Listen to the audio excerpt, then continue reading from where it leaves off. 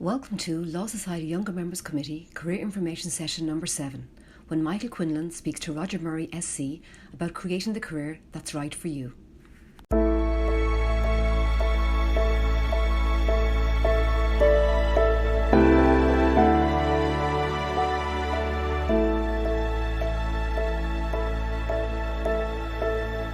Welcome everyone here this evening to the latest instalment of the Younger Members Committee of the Law Society Spring Series. I'm delighted to say that we have this evening joining us Mr. Roger Murray from our Senior Counsel to discuss creating a career that's right for you. And I'm really looking forward to this chat. We had a quick chat earlier on, and I'm sure Roger has some very enlightening things to talk to us about, given his experience.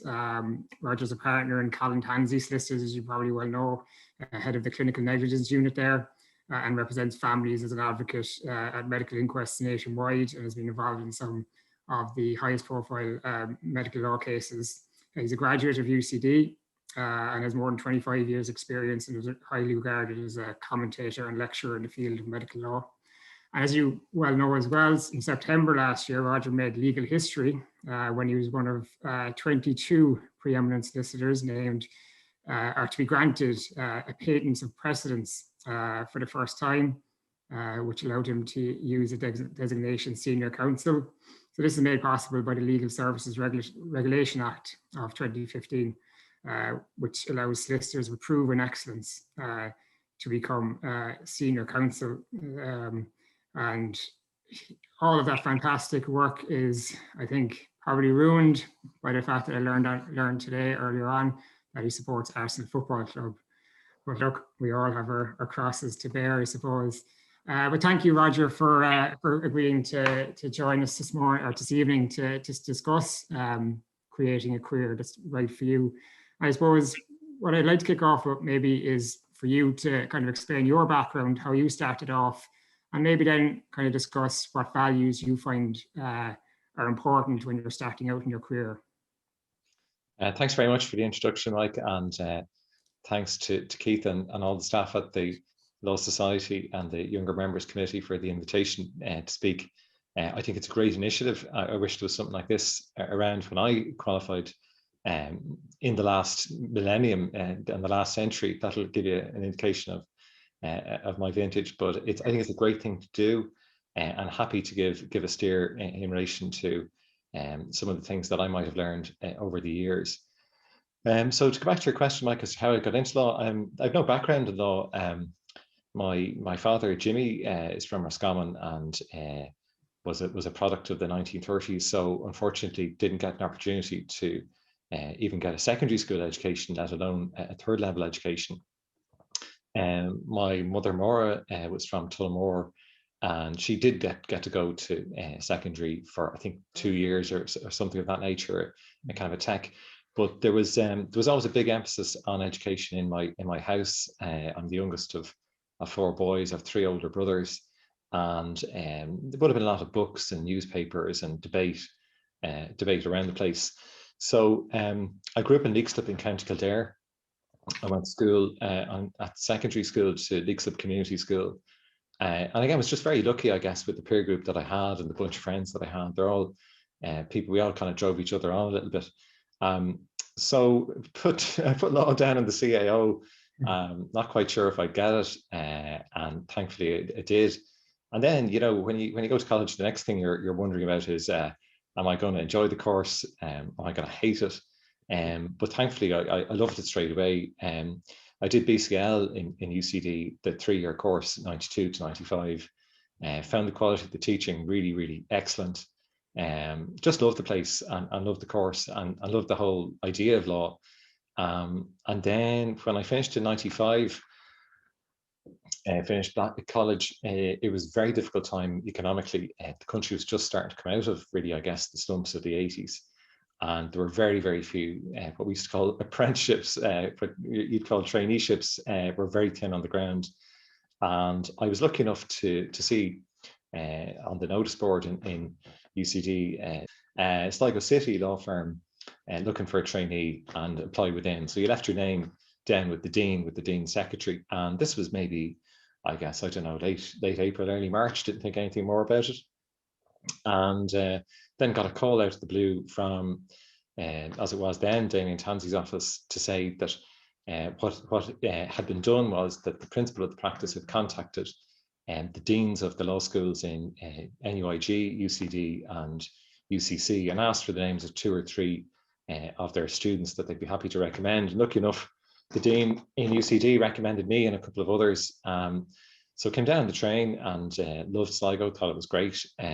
Did a decent enough job at the interview, even if I did mix up the political affiliations of the person interviewing me. So didn't give a great account of myself at the interview, but got over the line and then started straight away in 95, qualified in 99, and then kind of hit the ground running because it was a very small practice at the time.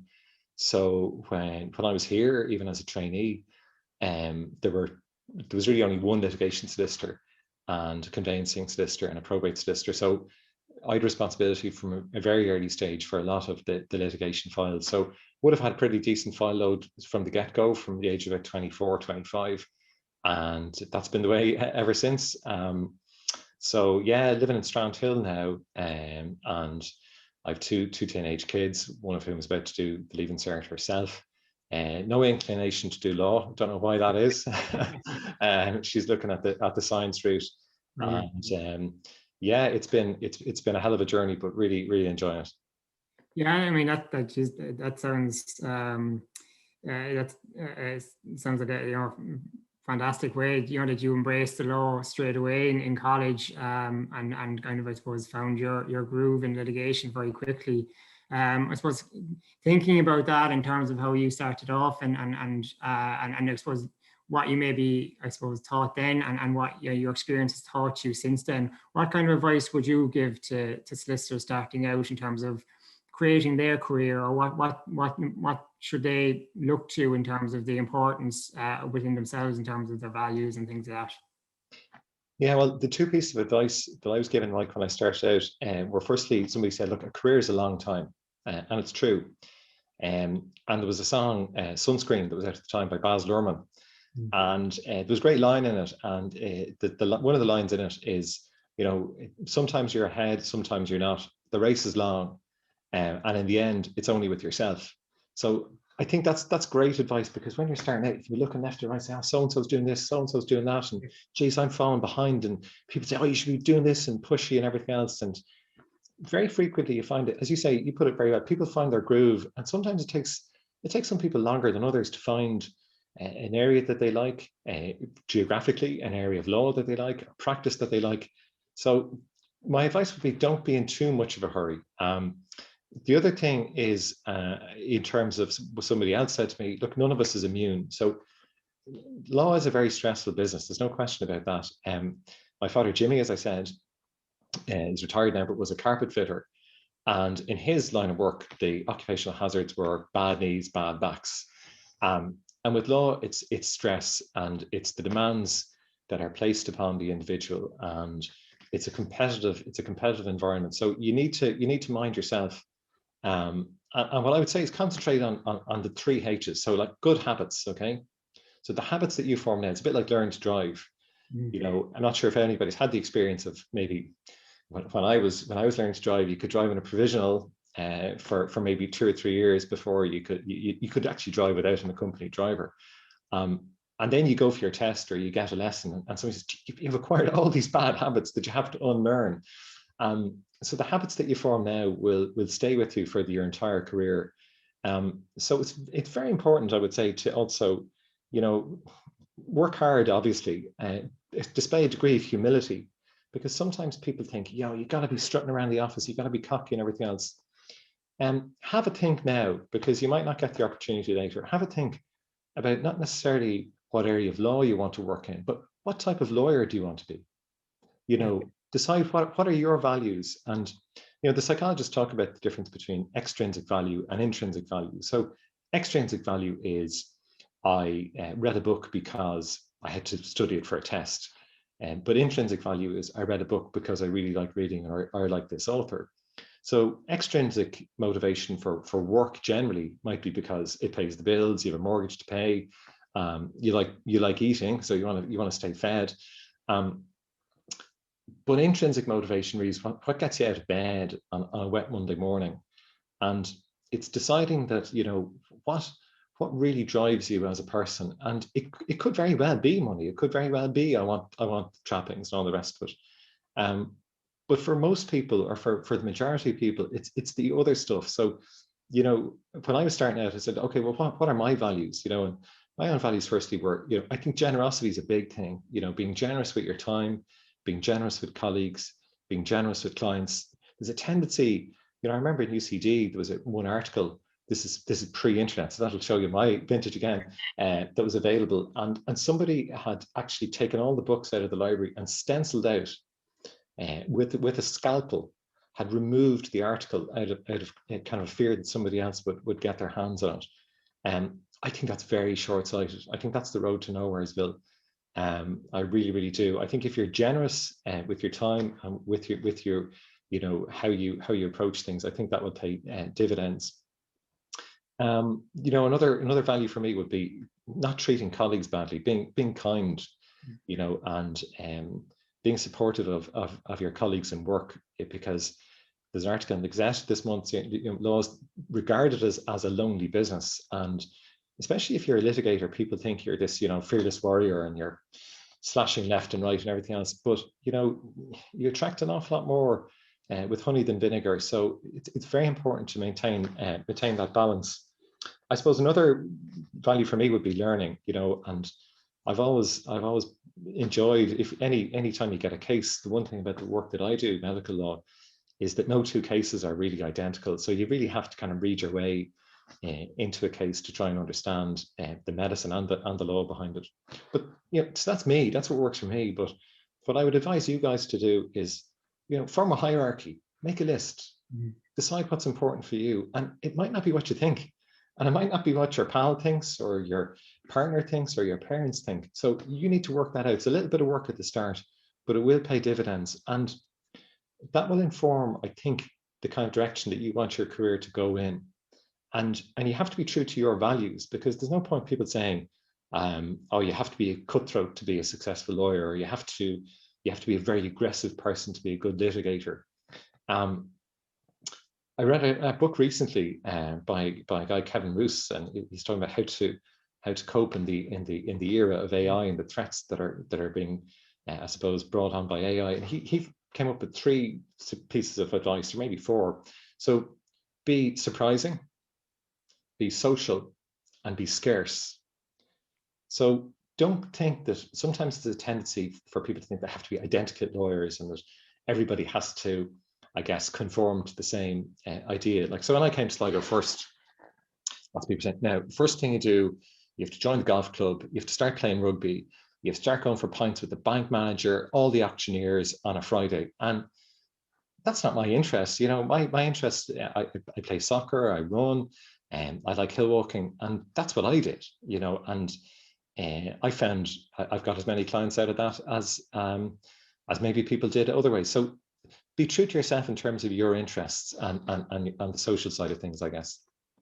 Yeah, that's great. Geez, it's fantastic and very refreshing to kind of hear that, I think, in terms of, being yourself, bringing yourself, I suppose, to the job. Maybe it's not going to sit right with yourself and your values if you're trying to be that typical vintage, I suppose, character of an aggressive litigation lawyer or something like that. And I think it's very right in terms of my own experience, in terms of dealing with your colleagues and both internally and your colleagues and clients. And you're having that, I mean, it is a collegiate profession at the end of the day. So that's great advice, I think, in terms of in the long run, as you say, look, that what goes around comes around. And if you exude this kind of personality of being social, as you say, and being around your colleagues, that's being social and being friendly with colleagues and things like that I think is extremely important. You mentioned there about, I suppose, being generous with time and generous with clients, and then looking after yourself as well. And I think personally, when I first probably joined, it was working all the hours I could because I thought that's what you had to do. And in some cases, people do enjoy burning the midnight oil or things like that. But what are your thoughts on, I suppose, outside of work interests? And you spoke about that in terms of networking as well, but dividing maybe the work-life balance and things like that. What are your thoughts on that? Very good question, Mike. And I think, look, COVID has really shown us what's important, you know, in terms of the lockdown, in terms of the challenges that the world has faced, that society has faced.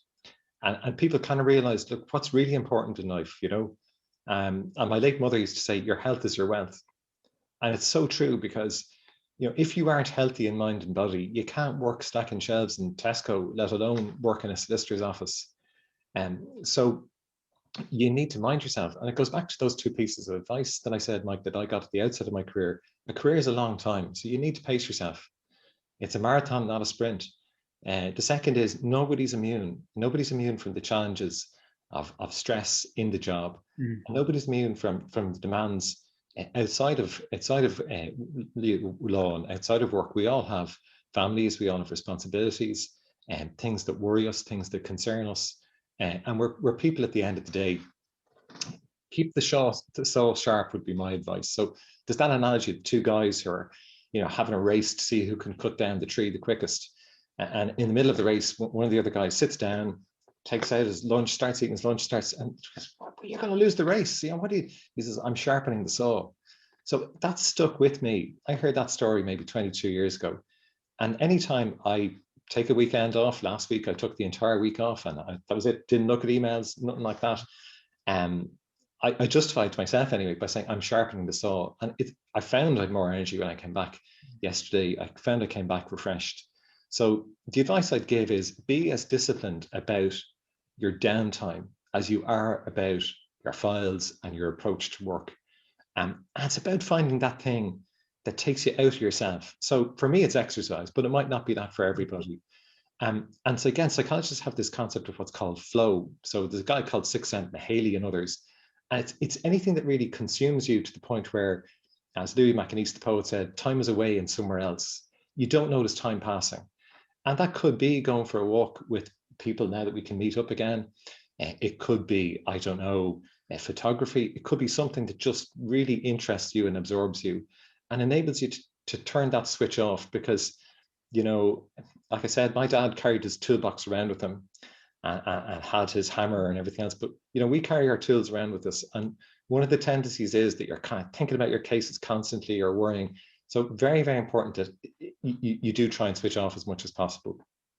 I think that's a fantastic analogy, and when we discussed that earlier on, that toolbox analogy I think is fantastic. You know, when your father comes home from work, he puts his toolbox down and puts it away. He doesn't carry it around with him, and I thought, you know, that's something that certainly stuck with me from speaking to you is that idea that, you know, switching off can be, you know, massively beneficial in the long run, especially now when people, you know, they've got the laptop upstairs or in their kitchen and staring at them, and it's very hard a lot of times.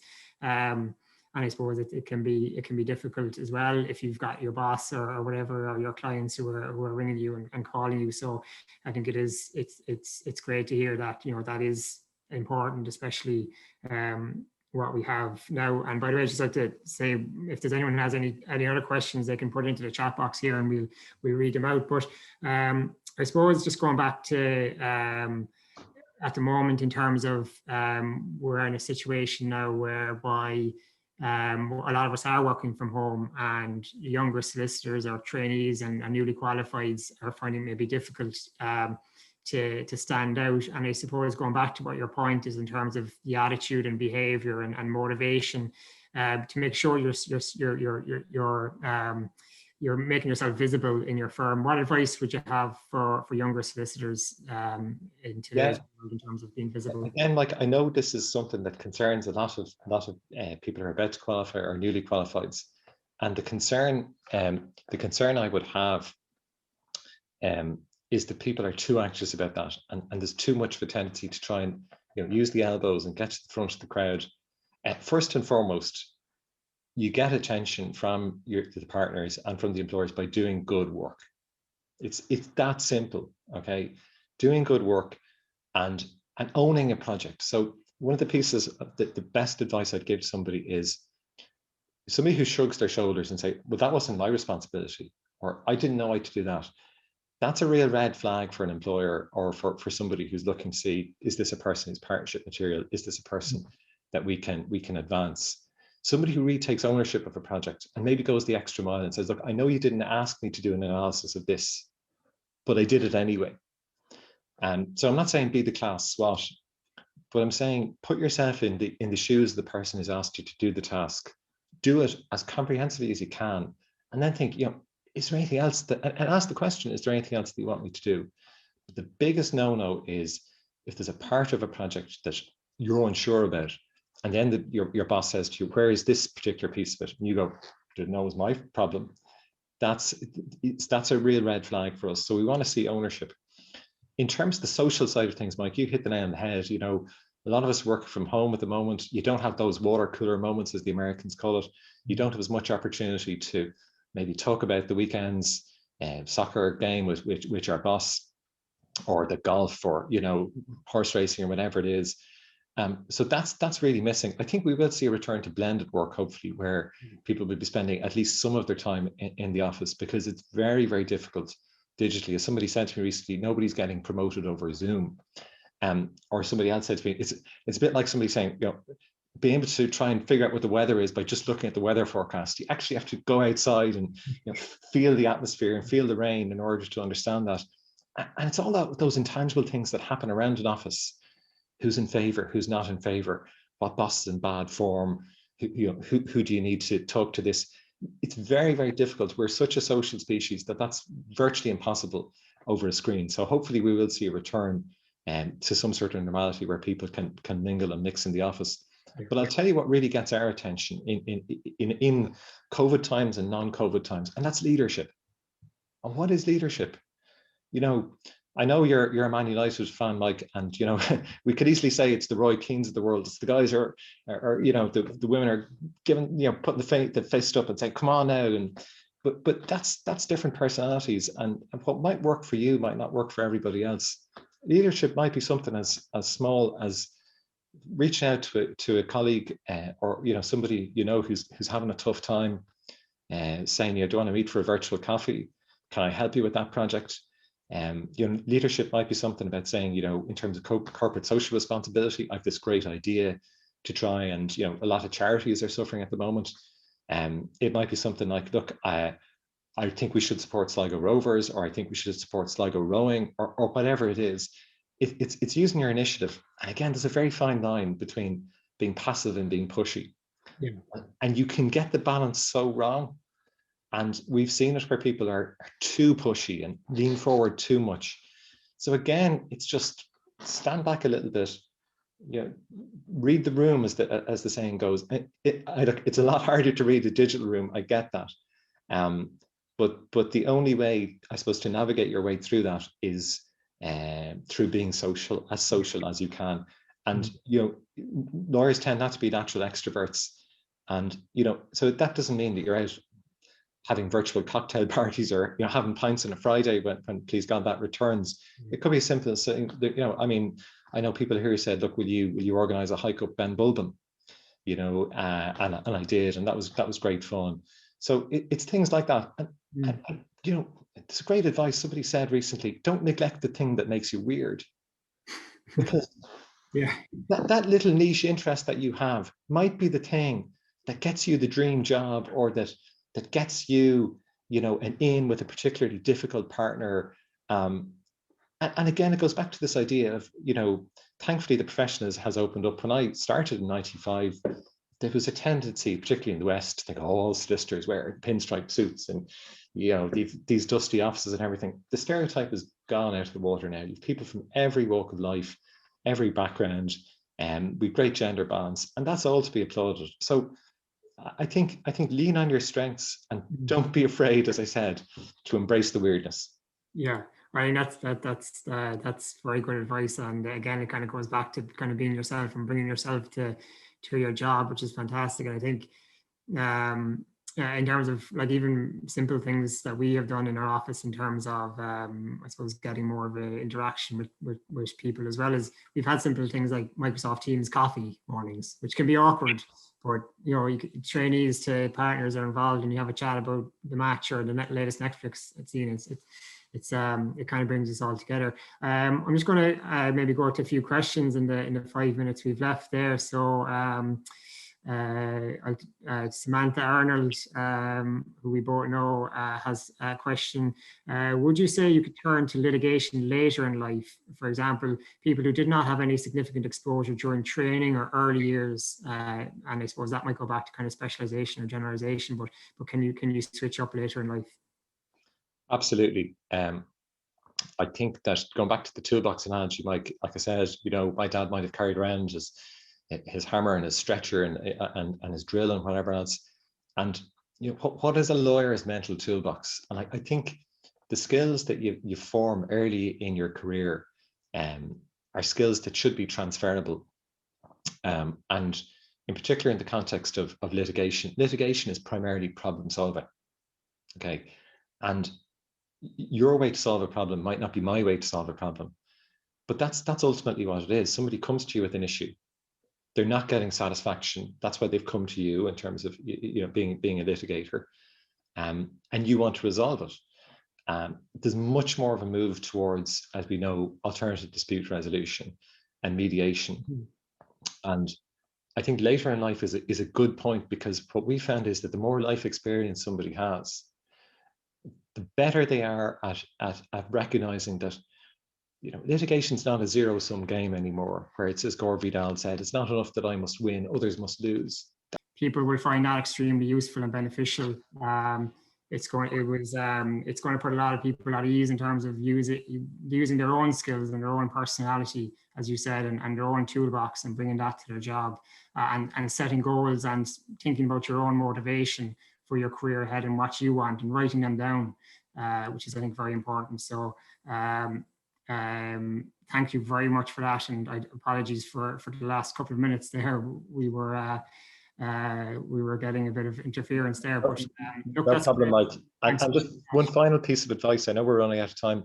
People talk about goals and everything else, and again, I know you're a football fan, and it's literally take every match as it comes. Okay, don't be thinking about a season. Don't be thinking about 25 years or 20 years from now.